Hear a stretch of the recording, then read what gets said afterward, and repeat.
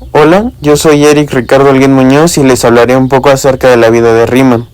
Fue un matemático alemán cuyo trabajo revolucionó varias áreas de las matemáticas, incluyendo el análisis, geometría y teoría de números. Es considerado uno de los matemáticos más influyentes del siglo XIX, pero les hablaré más a fondo de cada uno de estos temas en el video, empezando con su nacimiento en 1826. Hablemos un poco sobre el contexto histórico en donde nació Riemann. Él nació en Breselens, un pequeño pueblo cercano a Denver, en el reino de Hannover, que hoy forma parte de Alemania. Sin embargo, en ese entonces estaba compuesto por estados independientes que formaban parte de la Confederación Germánica. Durante ese entonces, las guerras napoleónicas habían dejado huella en Europa, incluyendo el lugar donde Riemann creció. Este es un dato importante, ya que Riemann junto con sus hermanos tuvieron una salud frágil, pues por las guerras antes mencionadas no tenían el alimento suficiente, pero esta información la retomaremos más tarde. Riemann poseía un talento para las matemáticas desde una edad temprana, y su padre Friedrich Bernhard Riemann fue testigo de eso. Sin embargo, a decir de su padre, en el año 1846 entró a estudiar teología en la Universidad de Gotinga, donde más tarde asistiría a una conferencia de Gauss, quien vería potencial en él y lo invitaría a cambiar su enfoque a las matemáticas. Así es como en el siguiente año, en 1847, con el permiso de su padre, se trasladó a la Universidad de Berlín para continuar con sus estudios en matemáticas. Hablaremos sobre nuestro siguiente subtema, que es Riemann y la topología. Riemann regresó a la Universidad de Gotinga en 1849 y bajo la supervisación de Gauss trabajó en su tesis doctoral titulada Fundamentos para una teoría general de funciones de variables complejas. Su tesis, presentada en 1851, fue un trabajo revolucionario que introdujo conceptos como las superficies de Riemann y la función zeta, sentando las bases para futuras investigaciones en el campo de la matemática. Específicamente, las superficies de Riemann permitieron clasificar funciones de variables complejas por sus características topológicas, es decir, que no cambian al aplicarles una transformación. Y como se puede ver en la imagen presentada, esta es una superficie de una raíz cúbica de una variable compleja, donde cada raíz representa una hoja en la superficie. Esto nos ayuda a proporcionar una manera coherente de entender funciones multivaluadas. O sea que para todo valor de z siempre tendrá una imagen única. Esta contribución sentó las bases de la topología moderna. En resumen, las superficies de Riemann han transformado la forma en cómo entendemos y aplicamos la matemática y la física, abriendo nuevas vías de investigación y aplicaciones de múltiples campos.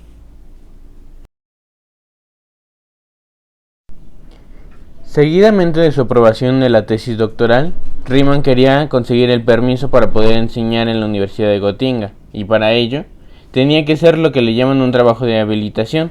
Este consistía en elegir 3 temas de los que podría basar su investigación, y su tutor, en este caso Gauss, tendría como deber principal seleccionar el tema definitivo.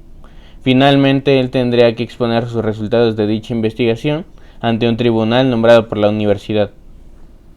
Así es como tras 2 años de esfuerzo, en 1854, Riemann le propuso los 3 temas en los que se podía basar para su investigación.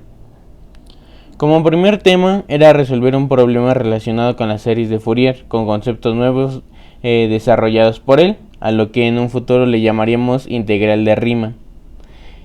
El segundo consistía en un análisis físico-matemático de la distribución de las cargas eléctricas en cuerpos que no son absolutamente conductores ni no conductores. Y finalmente, como tercero, proponía una reformulación de los principios de la geometría, así como revisión profunda de la física de Isaac Newton.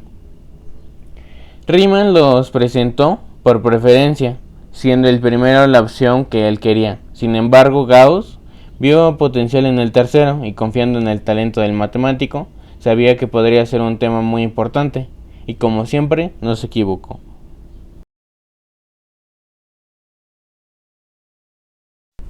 Esto nos lleva a nuestro otro subtema, Riemann y el espacio. En su investigación introdujo el concepto de variedades multidimensionales, llamadas variedades riemannianas, espacios donde la geometría puede variar de un punto a otro.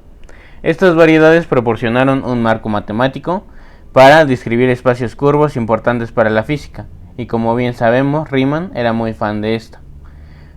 Volviendo al tema, él pudo definir cómo se miden las distancias y los ángulos de espacios curvos, además de calcular su curvatura. Esto nos deja muchas preguntas que a día de hoy no están resueltas del todo, pues todavía no se sabe la forma exacta de nuestro universo, si es plano o curvo, además de su geometría, si puede ser determinada por las leyes físicas que lo gobiernan. Así es como soldó las bases para la teoría de la relatividad general de Einstein, donde se implementa la idea que la propia gravedad curva el espacio-tiempo. Hablando ahora sobre la integral de Riemann, nos preguntaremos ¿qué tuvo que ver con la integral?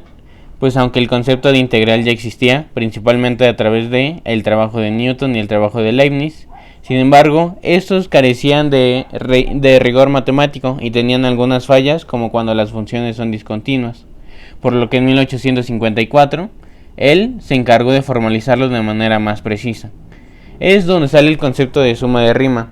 Su idea central era dividir el área bajo una curva en secciones más pequeñas, usando rectángulos, y sumando las áreas de los rectángulos nos aproximaremos más al área total.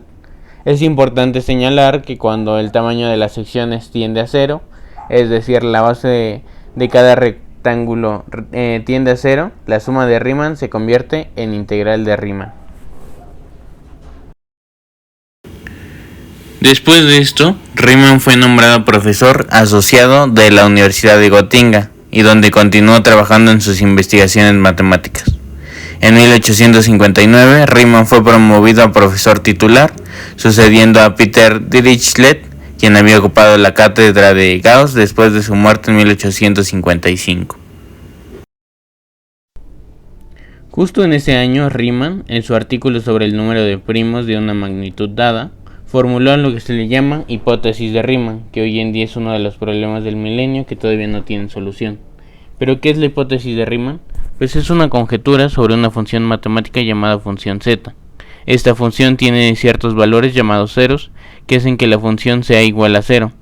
La hipótesis dice que a todos los ceros no triviales de la función z tienen una parte real igual a un medio.